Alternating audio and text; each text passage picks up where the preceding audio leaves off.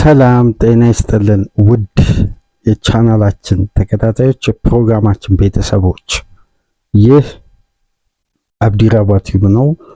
ፕሮግራማችንን ላይክ በማድረግ እንዲጀምሩ፣ ላይክ ስታደርጉ የዚህም ፕሮግራም ተደራሽነት ተደማጭነት ከፍ ስለሚያደርግ ላይክ እያደረጋችሁ እንድታደምጡን፣ አዲስ የሆናችሁ ሰብስክራይብ በማድረግ የደወል ምልክቷን በመጫን ቻናላችንን እንድትቀላቀሉ በአክብሮት እየጋበዝን ይህንን ፕሮግራም ከሀገር ውጭ የምታደምጡ ውድ የቻናላችን ተከታታዮች የሁሉ ጊዜ ድጋፋችሁን በሱፐር ስቲከር፣ ሱፐር ቻት፣ ሱፐር ታንክስ ለቻናላችን እንድታበረክቱ በአክብሮት እየጋበዝን የዕለተ ቅዳሜ የመጀመሪያ ክፍል ፕሮግራማችን ትኩረት የሚያደርገው በቀጥታ እንግዲህ ወደ ዛሬው ምሳ ሰዓት ወደ 8 ሰዓት ተኩል ከኢትሃድ የሚደረገው የኤፍኤ ካፕ የሩብ ፍጻሜ ጨዋታ በሁለት ያለፉትን ጊዜያት በፕሪሚየር ሊጉ ጠንካራ ተፎካካሪዎች ሆነው በኃያልነት በሁሉም ውድድሮች መቆየት የቻሉ ሁለት ተፎካካሪ ክለቦች እንግዲህ የወትሮውን ብቃታቸውን ኃያልነታቸውን በዚህ ውድድር ላይ ያሳዩትን ከፍተኛ የበላይነት በፕሪሚየር ሊግ በኢሮፒያን እግር ኳስ በብዙ የሚሳተፉበት የዋንጫ ፉክክር ላይ የነበራቸውን ጉልህ ሚናና አቅምን በዘንድሮ የውድድር ዓመት የወትሮውን አይነት ጥንካሬ ላይ ሳይገኙ የሚያደርጉት የ8 ሰዓት ተኩል የኤፍኤ ካፕ ፍልሚያ ነው በኢትሃድ የሚደረግ። ለሁለቱም ክለቦች ይሄ ጨዋታ በእጅጉ ወሳኝ ነው። ሁለት ቆይታቸውን እንግዲህ ያላረጋገጡ አሰልጣኞች፣ ሁለት ደግሞ ለሁለቱም ቡድኖች ከባድ ራስ ምታት ጥለው የሚያልፉ ሁለት የሲቲና የሊቨርፑል ሌጀንድ ተጫዋቾች እንግዲህ ዛሬም የመጨረሻ ፍልሚያቸውን ነው ኢትሃድ ላይ የሚያደርጉት በርናንዶ ሲልቫ እና መሐመድ ሳላ። የበርናንዶ ሲልቫ ጉዳይ ኦፊሻሊ ኮንፈርም ባይደረግም ግን በዝውውር ዘጋቢዎች እንደሚወጡት ዘገባ ከሆነ ሲልቫ በዚህ ዓመት መጨረሻ ለመልቀቅ ከጆርጊ ሜንዴዝ ጋር መነጋገሩን ከተወካዩ ጋር መነጋገሩን መነሻ በማድረግ እንግዲህ በርናንዶ ሲልቫ በዓመቱ መጨረሻ ይለቃል የሚለው ጉዳይ አሁን ጠንከር እያለ መጥቷል። መሐመድ ሳላ እንግዲህ ኦፊሻሊ ራሱ ተጫዋቹ ይፋ ማድረጉን ተከትሎ የነዚህ ሁለት ተጫዋቾችም የመጨረሻ ጨዋታ የእርስ በርስ ግንኙነት ይሆናል ዛሬ ምሳ ሰዓት ላይ የሚደረገው ተጠባቂውን ጨዋታ።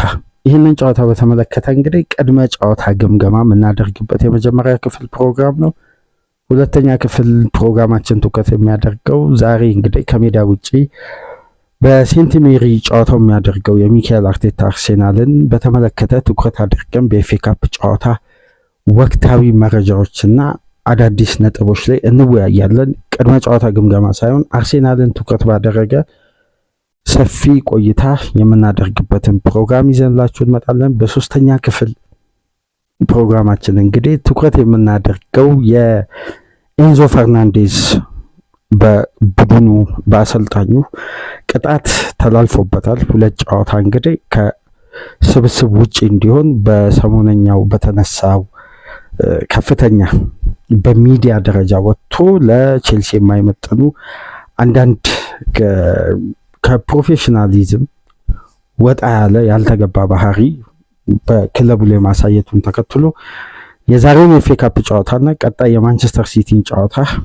ከስብስቡ ውጪ እንደሚሆን ሊያም ሮሲኒየር መስመሩን አልፏል በማለት ነው እንግዲህ ገልጸው ሁለት ጨዋታ ከስብስቡ ውጪ እንደሆነ ኮንፈርም ያደረጉት። እሱንም ጉዳይ በሶስተኛ ክፍል ፕሮግራማችን እናነሳለን። በአራተኛ ክፍል ፕሮግራማችን እንግዲህ ትናንትና ባደረስነው መረጃ መሰረት አዲስ አፕዴቶች የተገኙበትና አዳዲስ መረጃዎችን ምሽት ላይ ያገኘንበት ኢንሳይድ ሊቨርፑልን ከሊቨርፑል ገጾች ላይ ሰፊ ቆይታ የምናደርግበት አራተኛ ክፍል ወቅታዊ የዝውውር መረጃ በአሰልጣኙ ቆይታ ዙሪያ ሁለት ወሳኝ ተጫዋቾች በቡድኑ ለመቆየት ኮንትራት ለመፈረም መቃረባቸውን ኦፊሻሊ የተረጋገጠበትን መረጃ አግኝተናልና ይህንን መረጃ እናጋራችሁን አራተኛ ክፍል ፕሮግራም ይዘንላችሁ እንመጣለን።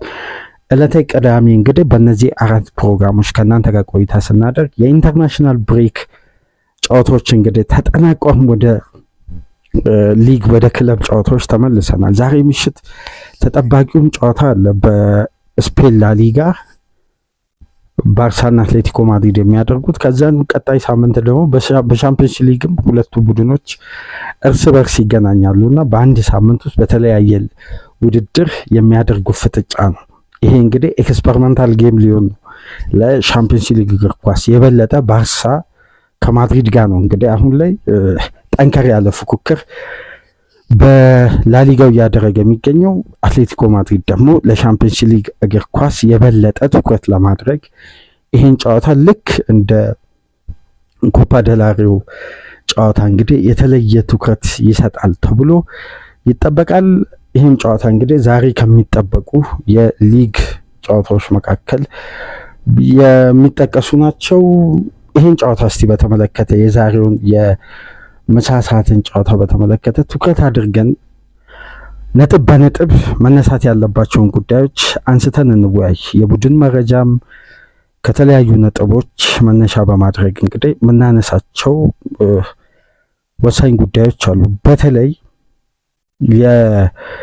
የማንቸስተር ሲቲ እና ሊቨርፑል ጨዋታ ሁለቱ ቡድኖች እርስ በርስ በሚያደርጉት ግንኙነት በቅርብ ዓመት ውስጥ የተፈጠረ ይሄ እግር ኳስ ባህል ወይም በሜዳ ውስጥ ባለ ሁለት የዘመናዊ እግር ኳስ ፈርቀዳጅ የሆኑ ሁለት ታላላቅ አሰልጣኞች በሁለቱ መካከል ባለው ይሄ እግር ኳሳዊ ራይቨሪ በተፈጠረ ጥሩ የፉክክር ሚዛን የዚህ ጨዋታ ተጠባቂነት በጣም ከፍ ብሎ በተለይ ሁለቱ ቡድኖች ከ2024/25 የውድድር ዓመት ቀደም ብሎ የሚያደርጉት የየርገን ክሎፕና የፔፕ ጋርዲዮላ ፉክክር የዚህም ፊክስቸር ግለት ተጠባቂነት ከፍታን በውድድር ዓመት ውስጥ ሁሌም በትዕይንት የሚጠናቀቅ የተፎካካሪነት አቅማቸው በጣም ከፍ ብሎ የሁለቱ ክለቦች ጥንካሬን በየውድድር ዓመቱ የምናስተውልበት ልዩ የፉክክር ደረጃ ነበር።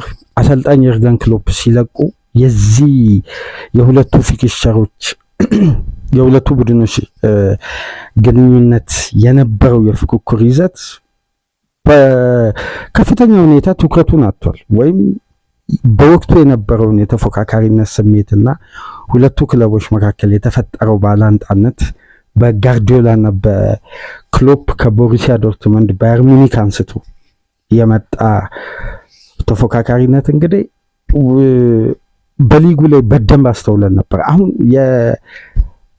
የክሎፕ መልቀቅ የዚህን ጨዋታ ጥንካሬና ይዘት በዛው ደረጃ በፊት ስንመለከት በነበር ነው ስታንዳርድ ላይ አላስቀምጠውም። ነገር ግን አሁንም ያ ስሜት አለ። ሁለቱም እንግዲህ በዘንድሮ የውድድር ዓመት ሽግግር ውስጥ እንዳለ ቡድን ነው ፐርፎርም እያደረጉ የሚገኙት። በርካታ ውጣ ውረዶችን አይተዋል። ግን ሁለቱም ቡድኖች በተለያየ አቋም ላይ ሆነው ነው። የፔፕ ቡድን በብዙ መልኩ ከሊቨርፑል የተሻለ ሲዝን እያሳለፈ ነው። የሻምፒዮንስ ሊግ ቦታው ጋራንቲ ነው። የካራቦ ካፕን ድል አስመዝግበዋል። የበለጠ በዚህ የውድድር ዓመት አጋጣሚዎችን ባለመጠቀሙ ምክንያት ነው እንግዲህ በዋንጫ ፉክክሩ ላይ የ9 ነጥብ ልዩነት በፕሪሚየር ሊግ የተፈጠረው። ሊቨርፑል የአምና ሻምፒዮን ሆኖ በዘንድሮ የውድድር ዓመት የተገኘበት ብቃት ሽግግሩ እንደ ማንቸስተር ሲቲ ቢያንስ የለውጡን ምልክትና ለቀጣይ ዓመት የበለጠ ከዚህ በላይ ተሻሽሎ ጎልብቶ ተጠናክሮና ሽግግሩን ሲያጠናቅቅ አስፈሪነቱን ሊመልስ በሚችል ደረጃ የፔፕ ቡድን የሚያሳየውን ካራክተር እያሳየ አይደለም። ይሄ ደግሞ አሁን ላይ የሁለቱን ግንኙነት የበለጠ ትኩረት እንዲያገኝ፣ ምክንያቱም ሁለቱም አሰልጣኞች በዘላቂነት እዚህ ቡድን ውስጥ የመቆየታቸው ሁኔታ በተለያየ መንገድ ላይ ቢሆንም ቆይታቸው እስካሁን አልተረጋገጠም። ፔፕ ጋርዲዮላ ራሱ የሚወስነው በራሱ ውሳኔ የሚቀጥልበት ወይም የሚለቅበት ቅድመ ሁኔታ ሲኖር፣ አርነ ስሎት ግን በሚያመጡት ውጤት ላይ የተመሰረተ ነው። ይህን ሲዝን ሊቨርፑልም ያተርፉ ከሆነ ወደ ዩኤፋ ቻምፒየንስ ሊግ ቦታ የሚያሻግሩ ከሆነ የበለጠ ደግሞ በዚህም ውድድር በዩኤፋ ቻምፒየንስ ሊግ የሚያደርጉት ጉዞና ስኬት ለአሰልጣኙ ቆይታ ዋስትና ይሆናቸዋል። አሁን ጉዳዩ በተለያየ መልክ ቢኖርም ግን ኦፊሻል ኮንፈርሜሽን እና በራስ መተማመን በሁለቱም ቡድኖች ውስጥ የለም። ሲቲ ፔፕን ይዞ ባለመዝለቁ የሚፈጥረው ስጋት አለ። ፔፕ ከዛሬ ነገ ውሳኔውን በሜይ መጨረሻ አካባቢ ወይም በሜይ መግቢያ ወይም መጨረሻ አካባቢ አሳውቃለሁ ነው የሚለው። ፔፕ ሊለቅ የሚችልበት እድል አለ የሚሉ ዘጋቢዎች አሉ። አንዳንድ ሁኔታዎች አሁን ሲቲ በፕሮጀክት ደረጃ ቀጣይ ዓመት ራሱን አጠናክሮ ለመምጣት በገበያው ላይ እያደረገ ያለው በንቃት መሳተፍ፣ በተለያዩ ዝውውሮች ላይ እየገባ እንግዲህ ዝውውሩን ሃንድል የማድረግ አቅሙን እየተጠቀመ ነው። የኤሌት አንደርሰን ዝውውር ላይ እያስተዋልን ያለንበት የሲቲ አግሬሲቭ ሆኖ ገብቶ ዝውውሩን በተቀላጠፈ ሁኔታ ሳመር የዝውውር መስኮት እንደተከፈተ ልክ ለ10 ቀናት በተከፈተበት ወቅት ጁን ላይ ለክለብ ወርልድ ካፕ በሚል እንዴት በፍጥነት በ10 ቀናቱ 3 ተጫዋቾችን እንዳስፈረመ እናስታውሳለን። የዛ አይነት ከወዲሁ ለቀጣይ ፕሮጀክት ክለቡ ራሱን ለማጠናከር የመረጠበት ስትራቴጂ የሚያስደንቅ ነው። ይሄ ደግሞ ለፔፕ ጋርዲዮላ መቆየት የተወሰኑ ምልክቶች የሚሰጡበት አንዳንድ አቅጣጫዎች አሉ። ትናንትና አድምጣችሁ ከሆነ በጋዜጣዊ መግለጫ ወቅት እንግዲህ ስለ ሮድሪ ወደ ሪያል ማድሪድ የሰጠው ጋዜጣዊ መግለጫ እና ያው የዛ የስፔን ሚዲያ የሮድሪ አስተያየትን አብዛኛው የእግር ኳስ ቤተሰብ ተቆርጦ የተለቀቀውን የ2 ደቂቃ ከምናምን አስተያየትን ሶሻል ሚዲያ ላይ ተመለከተው እንጂ ሙሉውን ኢንተርቪው በስፓኒሽ ቋንቋ ቢሆንም ሳብታይትል ስላለው ትራንስሌቱን መመልከት ስለሚቻል እዛ ጋር የሚያነሳቸው ሀሳቦች ሰፊ ናቸው። በጠቅላላው ሀሳቡን እንዳለ ጠቅልሎ አሁን ላይ ከሲቲ ለመልቀቅና ወደ ማድሪድ ለመፈረም ምንም አይነት እንደዛ አይነት ፍላጎት አላሳይም። ነገር ግን የማድሪድ ጥያቄ ካመጣ በእግር ኳስ ዘመኑ አንድ ጊዜ በነጩ ቤት ተመልሶ መጫወት እንደሚፈልግ ነው ጥቆማ የሰጠውና በቀጣይ ሳመር በሮድሪ ቆይታ ዙሪያ እንግዲህ ፔፕ የተለመደ አቋሙን ነው ያሳየው። ተጫዋቾች ደስተኛ ከሆኑ ከኔ ጋር ይቆያሉ፣ አብረን በጋራ በርካታ ጉዳዮች ላይ እንሳተፋለን፣ እንታገላለን አለ። ተጫዋቾች ደስተኛ ካልሆኑ ግን መሄድ ይችላሉ። ይሄ በነገራችን ላይ የትኛውም ተጫዋች ላይ ያለው አቋም ነው። ከአንድ በርናንዶ ሲልቫ ውጪ ሌሎች ተጫዋቾች ላይ ይሄን ውሳኔ ሲያስተላልፍ ፔፕ ጠጠር ሲል እናስተውላለን። እና እነዚህ አይነት ጉዳዮችን ስንመለከት ምናልባት ፔፕ ፕሮጀክቱን ሳያጠናቀቅ በአንድ ቡድን ውስጥ ለቆ አያውቅም። በባርሳም በሙኒክም በደንብ ከተመለከታችሁ ፕሮጀክት ሳይጨርስ በእንጥልጥል ጥሎ ለቆ አያውቅም። አጠናቆ ነው የሚለቀው። መሸጋገር ያለበትን ስብስብ ካሻገረ በኋላ ነው ፔፕ የራሱን ታሪክ ይሄ እንዳይቀየር ወይም ለዛ ክለብ የማይነኩ ታሪኮችን አስቀምጦ በማለፍ ሳይሆን ተገቢውን ስብስብና የቡድን ግንባታ አጠናቆ ነው የሚለቀው። ይሄ የፔፕ ጋርዲዮላ አንዱ የእግር ኳስ ሂደት ነው። ምናልባት በቀጣይ ወር ውሳኔውን ሲያሳልፍ ምን አይነት ውሳኔ እንግዲህ ያስተላልፋል እስካሁን ድረስ ማንም እርግጠኛው ነው መናገር አይችልም። ግን ፔፕስ መራብ አለ። አሁን በዋንጫ ፉክክር ላይ መራብ አለ። የጋርዲዮላ ቡድን መራብ ባይኖረው ኖሮ እንዲህ አይነት ፍላጎትና ተነሳሽነት አያሳይም። በርካታ ክፍተቶች፣ በርካታ የቅኝት መስተካከል ያለበት፣ የቡድን ባላንስ መጠበቅ ያለበት የፔፕ ቡድን ባልተለመደ መልኩ የአንድ 45 ቡድን መሆኑ እነዚህ ጉዳዮችን መብቴ ሳያበጅ እንግዲህ ፔፕ በቀላሉ ተነስቶ ይሄዳል የሚለውን ጉዳይ እንግዲህ ብዙ ያወዛግባል። እስቲ ውሳኔው ሲተላለፍ የምናይ ነው የሚሆነው። ግን ለዛሬው ጨዋታ ለማንቸስተር ሲቲ እንግዲህ እና ሩበን ዲያዝ እና ጆን ስቶንስ የመጨረሻ ፊትነስ ቴስት አለባቸው። ሁለቱ ተጫዋቾች ፊትነስ ቴስቱን የሚያልፉ ከሆነ ለዛሬው ጨዋታ ብቁ እንደሚሆኑ ይጠበቃል። ተጠባቂው ፊልሚያ 8 ሰዓት ተኩል የሚደረግ ነው። በአርነ ስሎት በኩል እንግዲህ ትናንት ምሽትም አለን ሃንተር የዘጋርዲያኑ ዘጋቢ የተለያዩ መረጃዎችን ይዞ ወጥቷል። በተለይ ከዘጋርዲያን ጋር ቆይታ ነበራቸው አርነ ስሎት በኤፍኤ ካፕ የሩብ ፍጻሜ ጨዋታ ዙሪያ ስለ ክለቡ ቀጣይ እቅድ፣ ስለ አሰልጣኙ ቆይታ፣ ስለ መሐመድ ሳላ ጉዳይ ተጠይቀው እንግዲህ ምላሽ ሰጥተዋል። በቀጣይ ሳመር ሊቨርፑል ራሱን ለማጠናከር ፕላን ሲያደርግ እናንተም ባማከለ መልኩ ነው ወይም ከእርሶ ጋር በመነጋገር ነው ወይ በማለት እንግዲህ የመጀመሪያ ጥያቄውን አቅርቧል። በሚገባ ከኔ ጋር ነው ክለቡ ፕላን እያደረገ የሚገኘው። ነገር ግን ይህን ጥያቄ ለምን እንደምትጠይቀኝ በደንብ እረዳለሁ አሉ። ከዚህ በላይ እዛ ጋር ስለ አንዳንድ ሂደቶች ማንሳት አልፈለጉም።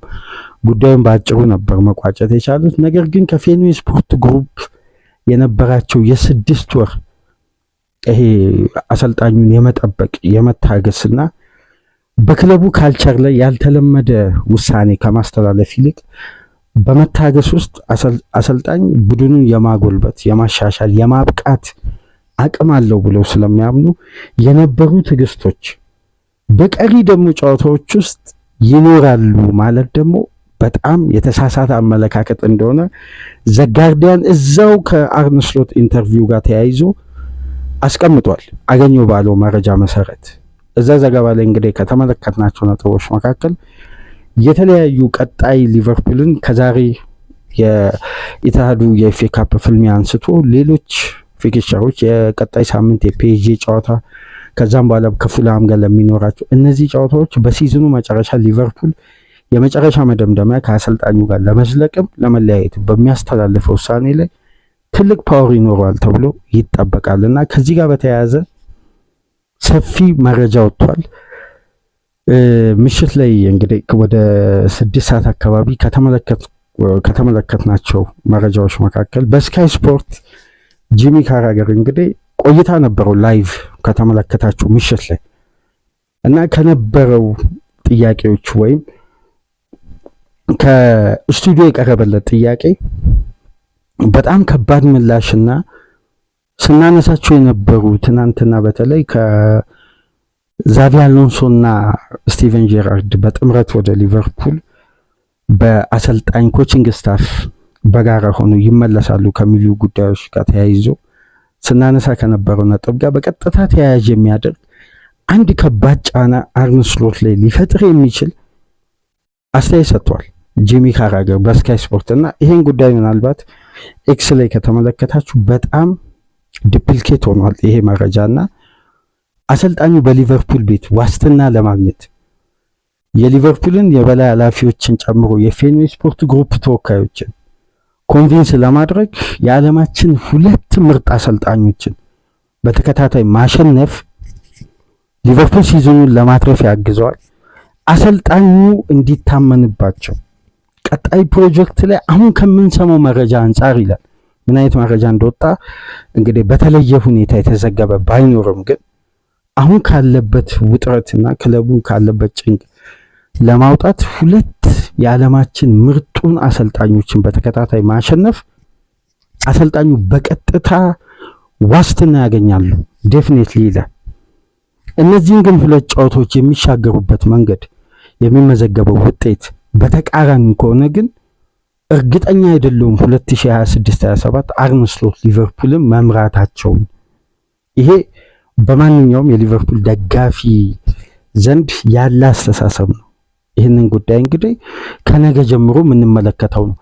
ይህን ጉዳይ በተያያዘ እንግዲህ በአራተኛ ክፍል የምናነሳቸው ኢንሳይድ ሊቨርፑል ነጥቦች መካከል አንዱ ስለሆነ በዛ ፕሮግራም እንግዲህ ከጋዜጦች ጋር ተያይዞ ሰፊ ቆይታ ስለምናደርግ እዛ ላይ እናነሳለን። ይሄ ፕሮግራም እንግዲህ የሁለቱ ቡድኖች ቅድመ ጨዋታ ነጥብ ስለሆነ በአንድ ክለብ ዙሪያ ረጅሙን ደቂቃ መፍጀት ለአድማጩም ፍትሃዊ ስላልሆነ በኢንሳይድ ሊቨርፑል አራተኛ ክፍል ፕሮግራማችን ላይ ይህንን ጉዳይ ከነማብራሪያው ከወጡ ዘገባዎች ጋር ተያይዞ ምናነሳ ይሆናል። ነገር ግን ማንቸስተር ሲቲንና ሊቨርፑልን ስትመለከቱ በአብዛኛው የምታስታውሱት የተለያዩ አጋጣሚዎች አሉ። የሁለቱ ቡድኖች አብዛኛው ጨዋታ በክሎፕና በጋርዲዮላ መካከል የተደረገው የዘመናዊ እግር ኳስ የሁለት ቡድኖች የፉክክር ከፍታ ይመስለኛል። ሁለቱ ቡድኖች የሚያሳዩት ያለመሸነፍ ባህሪና የማሸነፊያ መንገድ ታክቲካሊ የሚያሳዩት ፍትጊያ ከዛ ጨዋታ የሚገኘው ማንኛውም ነጥብ በጨዋታ የበላይነትና ጨዋታው ላይ በሚስተዋሉ የጨዋታ ፕላን ላይ መሰረት ያደረገ ነው። የተለየ አንድ ቡድን የሚጠቀመው አድቫንቴጅ የለም። ይሄ የምላችሁ ለምሳሌ በእለቱ የሚጎሉ ተጫዋቾች፣ የማይኖሩ ተጫዋቾች ታክቲካሊ በሽግሽግ ተሞልተው አሬንጅ ተደርገው ሁለቱ አሰልጣኞች ያላቸውን አቅም የሚያሳዩበት ደቂቃዎች ናቸው በአብዛኛው። እንደውም እንደ ሁለቱ ክለቦች ፉክክር ደረጃ ከሆነ በአንድ ግዙፍ ዋንጫ ላይ ለፍጻሜ መመልከት ለምን በካራቦ ካፕ ማይሆንም በሻምፒየንስ ሊግ ባላቸው የፉክክር ደረጃ። ምክንያቱም ሲቲ 100 ነጥብ አምጥቷል በፕሪሚየር ሊጉ። የኤርገን ክሎፕ ሊቨርፑል 99 ነጥብ አምጥቷል። የፔፕ ጋርዲዮላ ማንቸስተር ሲቲ 98 ነጥብ አምጥቷል። የኤርገን ክሎፕ ሊቨርፑል 97 ነጥብ አምጥቷል። እነዚህን አራት ጉዳዮች ስትመለከቱ እነዚህን ሁሉ ነጥቦች የሚያስመዘግቡበት ዓመት የሁለቱ ቡድኖች ፉክክር ልዩ ማሳያና ከፍታ ነው። በቡድን ቅኝት ውስጥ ያለው እያንዳንዱ ጉዳይ ትኩረታቸው ቀጣይ ፈተና ከፊት ለፊት ለማንቸስተር ሲቲ ሊቨርፑል፣ ለሊቨርፑል ማንቸስተር ሲቲ። የሁለቱ ቡድኖች ግንኙነት ሁሌም ክላሲክ ጌም ያለው እግር ኳሳዊ የበላይነትን ለመውሰድ በሜዳ ውስጥ ያለው የታክቲክ የበላይነት የሁለቱ ቡድኖች የፉክክር ከፍታ 90 ደቂቃው ሳንጠብቀው ባለው ትላልቅ ቢግ ሞመንቶች ማራኪ በሆነ እግር ኳስና ከፍተኛ በሆነ በፔፕ ኮንትሮል በክሎፕ ኢንቴንሲቲ በላቀ ደረጃ የተመለከትነው የእግር ኳስ ዘመንም የሁለቱ አሰልጣኞች የፉክክር ዘመን ይመስለኛል። ከዛም በኋላ እንግዲህ ያሉት ፉክክሮች ጣዕማቸው በዛ ደረጃ ነው ብሎ ለማሰብ በጣም ከባድ ነው። ምክንያቱም 99 ነጥብ፣ 100 ነጥብ፣ 98፣ 97 ነጥብ ማምጣት በዚህ ፈታኝ ውድድር ላይ የሁለቱን አሰልጣኞች አቅምና የበላይነት የምናስተውለው አሁን ያ የፉክክር ወዝ አለ ብሎ ለማመን ይከብዳል።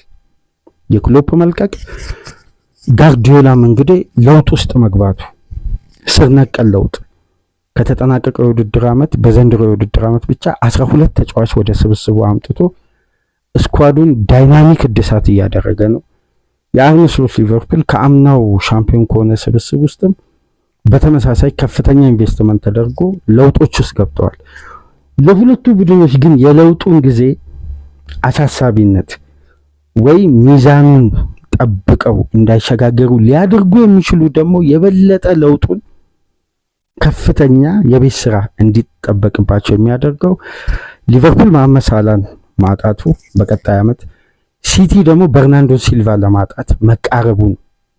አሁን የበርናንዶ ሲልቫ እስካሁን ድረስ ኦፊሻሊ ኮንፈርም ባይደረግም ግን በሚወጡ ዘገባዎች መሰረት ከሆነ ሲልቫ ከ2 ዓመት በፊት አንስቶ ነው እንግዲህ ለመልቀቅ ሐሳብ የነበረው።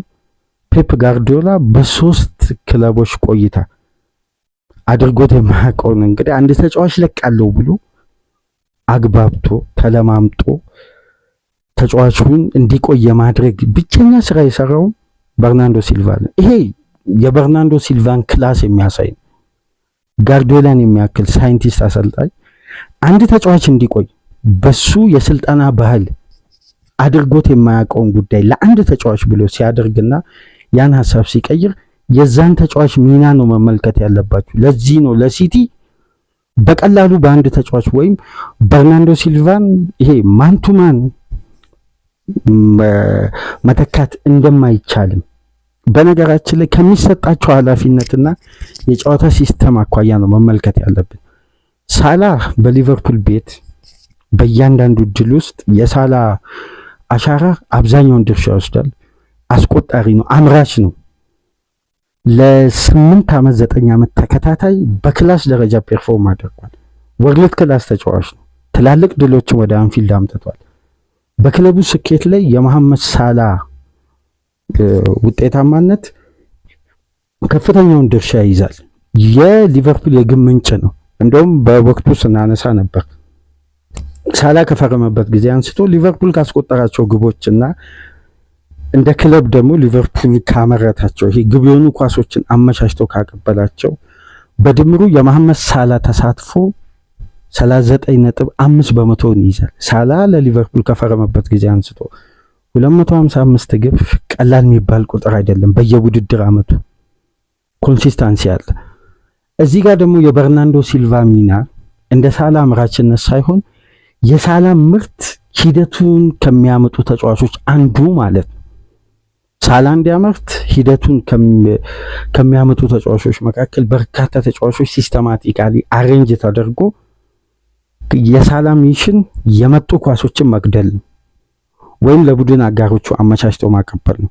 ያን ሂደት ግን ከመጀመሪያው አንስቶ ይዞ የሚመጡ ተጫዋቾች ኃላፊነት ቀላል አይደለም። ለዚህም እኮ ነው ዘንድሮ የትሬንት አሌክሳንደር አርኖልድ መልቀቅ በሳላ ብቃት ላይ ቀጥተኛ ተጽዕኖ ስናስተውል የነበረው። ሂደቱ ይሄ አዳፕት በማድረግና የቡድኑ ባላንስ የቡድኑ ማጥቃት ላይ መሰረት ያደረገ የሚታይ ፊገር አለ። ሲቲ ላይ ስንመጣ የፔፕ ጋርዲዮላ በማንቸስተር ሲቲ ውስጥ ምናየው አንድ ተመሳሳይ አይነት ቅኝት አለ። መጀመሪያ የሲቲ ኃያልነት በጋርዲዮላ ውስጥ ብልጭ ብሎ መታየት ከጀመረበት ከባዱ የውድድር ዓመት አንስቶ የምናስተውለው የግራው 8 ቁጥር የአማካይ ክፍል በየትኛውም መመዘኛ የቴክኒሻል ተጫዋቾች ዲፓርትመንት ነው። ሽግግሩንም ተመልከቱ። በርናንዶ ሲልቫን ወደ ማንቸስተር ሲቲ ሲያመጣ ፕራይም ዳቪድ ሲልቫ ነበር። ወደ እግር ኳስ ዘመኑ ማብቂያ የሚሸጋገርበት ድልድይ ቢሆንም የመጨረሻ የብቃቱ ከፍታ ላይ ነበር ዳቪድ ሲልቫ። ነገር ግን ያለምንም ኮሽታ በበርናንዶ ሲልቫ ሲተካ የሲቲ ኳሊቲ እዛ ቦታ ላይ አንድም ባላንስ አልተናጋም። ከዛም ኢልካይ ጉንዶዋን መጣ። ኢልካይ ጉንዶዋን አለ። ይሄ ባላንስ ሳይናጋ ክፍተቱ ሳይስተዋል በበርናንዶ ሲልቫ ሚና የዳቪድ ሲልቫን ፖዚሽን ተክቶ አስተማማኝ ሽግግር አደረገ። ስለዚህ የኬዲቢ ከፍ ማለት የሃላንድ አስቆጣሪ መሆን የሲቲ አታኪንግ ሰርድ ተጫዋቾች በፕሪሚየር ሊጉ ሪከርድ የሚሰብሩ ግቦችም ያመርቱት የነዚህ ተጫዋቾች ትላልቅ ሚሽን እና ለጋርዲዮላ ቅኝት አማካዩን ነፃ የሚያወጣ አጥቂውን የበለጠ የመሮጫም ድሪብል የሚያደርጉበትን ስፔስ እና የማያቋርጥ የሚደጋገም የፋይናል ሰርድ ፓሶችን የሚያገኙበት የበለጠ ደግሞ ቲሙ በተጋጣሚ ሃይ ፕሬስ ውጥረቱ ሲገባ አውቶ ፖዚሽን የጋርዲዮላ ከባዱ ሲስተም አንድ ተጫዋች ያለ ሚናው አንድ ቦታ ላይ ተሰልፎ ከሚሰጠው ሚና በጨዋታው ሂደት ተመልክቶ ከራሱ ፖዚሽን ይወጣና ሲቲ ጫና በገባበት ፖዚሽን ውስጥ ትርፍ ተጫዋች ሆኖ በመግባት ያንን የጫና ኤሪያ በፍጥነት ሲቲ እንዲሻገር በማድረግ ደግሞ የበርናንዶ ሲልቫ አይነት ጨዋታ የሚያነብ በጣም ዳይናሚክ የሆነ ተጫዋች ፔፕ በቅርብ ዓመት ውስጥ እዛ ዲፓርትመንት ላይ ስላላገኘን ይህን ተጫዋች እያግባባ ያቆየው። ስለዚህ ክፍተቱ ለሁለቱም ቡድን ሚሊዮን ፓውንዶችን በማውጣት አይደለም የሚተኩት። ሁለቱም ተጫዋቾች በየደረጃቸው በየሌቭላቸው ሃይ ክላስ ፐርፎርማንስ ለክለባቸው ሲያበረክቱ ነበር። የበርናንዶ ሲልቫ ክላስ መሆን ጋርዲዮላ ነው የሚረዳው ከማንም በላይ። ጋርዲዮላ ህጉን ባህሪውን ቀይሮ ይህን ተጫዋች ሲያቆይ የዚህን ተጫዋች እምቅ አቅምን ነው የሚያሳየው። ስለዚህ በርናንዶ ሲልቫ በሚሰጠው ሚና ፐርፎርም የሚያደርገውን ወይም እንደ አንድ ኦርዲነሪ ተጫዋች ይሄ ነው ሚና በዚህ አይነት ታክቲክ ቡድኑ ላይ ሚናውን እንዲወጣ ሜዳ የሚገባ ተጫዋች አይደለም። ታክቲካሊ የቡድኑ ማጥቃትን የተጋጣሚንም ጫና የቡድኑንም ኢንቴንሲቲም ዝግ ያለ ኮንትሮልንም የሚመራ ተጫዋች ነው። አንዳንዴ በእግር ኳስ እኮ በሚታዩ ጉዳዮች ላይ ነጥሮ የወጡ ተጫዋቾች በአብዛኛው ስለሚደነቁ እንጂ ጠለቅ ብለን ጉዳዮችን ካየን ለምሳሌ ማንቸስተር ሲቲ የአንድን ቡድን እንቅስቃሴ አዳፕት ሲያደርግ ለተጋጣሚ ኳስን ሳይተው ነገር ግን ተጋጣሚ ላይ ጫና ሳይፈጥር ሜዳን ከቨር ሳያደርግ ፕሬስ ሳያደርግ ለምሳሌ የካራቦ ካፕን ጨዋታ ወሰዱ። ፍጻሜ ከአርሴናል ጋር በነበረው ጨዋታ ፈርስት ሃፍ የተሻለ ቡድን የሚመስለው አርሴናል ነው። ግን ሲቲ ሲያደርግ የነበረው የአርሴናልን ቅኝት አዳፕት እያደረገ ነው። አንድ በአንድ አዳፕት በሚያደርግበት ወቅት አርሴናል የሲቲን ቅኝት አዳፕት እንዳያደርግ ሲቲ ገፍቶ አያጠቃም። ነገር ግን ኮንትሮል ነው የሚያደርገው። 60% የኳስ ቁጥጥር ብልጫ ኖሮት አንድ ኢላማውን የጠበቀ ሙከራ ሳያደርግ ለበርካታ ደቂቃዎች የሚደጋገሙ ተመሳሳይነት ያለው ፓስ ሲኩዌንስ ነው። ከዛ በላይ ሲቲ ጠንከር ብሎ አልተስተዋለም። ሰከንድ ሃፍ ግን ሲመጡ የዚህ ቀደም ቢያነሳውላችሁ አውት ኦፍ ፖዚሽንን ሲስተም 3-3-4 ከአማካዩና ከተከላካዩ መሀል ላይ የአርሴናልን ቢልድ አፕ ፌዝ ፕረስ ባለማድረግ ይህንን ሪትም ሲጠብቁ ትልቁ ባላንስ ጠባቂ የነበረው ያለ ኳስም ከኳስም ጋር በርናንዶ ሲልቫ ነበር። ነገር ግን በጨዋታው ባደረገው ፓስና በሚነካቸው የኳስ ቁጥር በሚያደርጋቸው የመጨረሻ የፋይናል ሰርድ ፓሶች ላይ እይታው ሲገባ የነበረው ማን ነው? የሮድሪ ሚና ነው። ነገር ግን በርናንዶ ሲልቫ ከረፍት በፊት ሲቲ ሲስተሙን አዳፕት ሲያደርግ አርሴናል የትኛው ፌዝ ላይ ፕረስ እንደሚያደርግ የትኛው ፌዝ ላይ ኳስ መያዝ እንደሚፈልግ እነዚህን ሂደቶች ሁሉ የአርቴታ ቡድን ሲጥር በርናንዶ ሲልቫን ካያችሁ ኳስን ያቆምና ቴምቦን የሚያረጋጋው ወይም ከኋላ ተመልሶ ከኩሳኖቭም ከአኬም ኳስን እየተቀበለ በእርጋታ የሚያስጀምረው እሱ ነው። ሲቲ ቢልዳፕን ሲሻገር የአርሴናልን የፕሬሲንግ ሬዚስታንስ ቼክ የሚያደርገው ይሄ ቴምቦ የሚለካው በርናንዶ ሲልቫ ነበር፣ ኢንቴንሲቲው። አርሴናል ደግሞ ከራሱ ሜዳ ሲወጣ የሲቲን ሃይ ፕሬስ የሚመራው ከአራቱ ተጫዋቾች ጋር ሲመራ የነበረውም ደግሞ በተመሳሳይ በርናንዶ። ስለዚህ የዚህ ተጫዋች ሚና ለጋርዲዮላ በጣም ጥልቅ ነው ክፍተቱ። ይህን ተጫዋች ለመተካት የራሱ የሆነ ጋርዲዮላ የተለየ ቅመም ይፈልጋል። የበርናንዶ ሲልቫ አይነት ሜዳን የማንበብ የዚህን ጨዋታ አቅምን የመረዳት አንዳንዴ በሚዲያው በኩል የበርናንዶ ሲልቫን አቅምና ሚናን ተንትኖ ለመናገር ለካስ የተለየ እይታ ይፈልጋል። በብዛት ሲወራ ስለማንሰማ ነው። እና ይህን ተጫዋች መተካት ለማንቸስተር ሲቲ ትልቅ ራስ ምታት ነው። በተመሳሳይ የመሐመድ ሳላ ክላስ የሚያስገርመው ነገር ሁለቱ ተጫዋቾች በአንድ አመት ነው የመጡት፣ በአንድ የውድድር አመት። በርናንዶ ሲልቫ ቆይቶ ሲቲን የዳቪድ ሲልቫን ቦታ አዳፕት አድርጎ ቢረከብም መሐመድ ሳላ ግን በመጣ አመት አንስቶ ነው ተከታታይ የውድድር አመት ፐርፎርም አድርጎ በኮንሲስተንሲ የፕሪሚየር ሊጉ የምንጊዜም የግራ ክንፍ የቀኝ ክንፍ ምርጡ ተጫዋች ሆኖ በአስተማማኝ ብቃትና በማያቋርጥ የአሸናፊነት ባህሪ ሊቨርፑልን 2 ጊዜ የፕሪሚየር ሊጉ ዋንጫ ድል እንዲያደርግ በርናንዶ ሲልቫ 6 ጊዜ በርካታ ዋንጫዎች ሁለቱ ተጫዋቾች ወደዚህ 2 ክለቦች አምጥቷል። ያላሳኩት ዋንጫ የለም፣ ሁሉንም ዋንጫ አሳክቷል። ይሄን አሁን የሁለቱን ተጫዋቾች ክላስ የሚያሳየው እንግዲህ አንድ አይነት ፖዚሽን አይጫወቱም፣ ሚናቸው በጣም የተለያየ ነው። አንደኛው አምራች፣ አንደኛው ደግሞ የቡድኑን የልብ ምት ነው። የሁለቱ ሚና የተለያየ ነው። ስለዚህ የሁለቱ ተጫዋቾች ደግሞ በሜዳ ላይ ያለ እልህና ባህር እንትን አለ፣ ይሄ ፉክክር ባላንጣነት አለ። በርናንዶ ሲልቫ ከሳላ ጋር እንግዲህ በብዙ አጋጣሚዎች ሁለቱ ተጫዋቾች መካከል ያለ ፍትጊያና የቃላት ምልልስ አለ።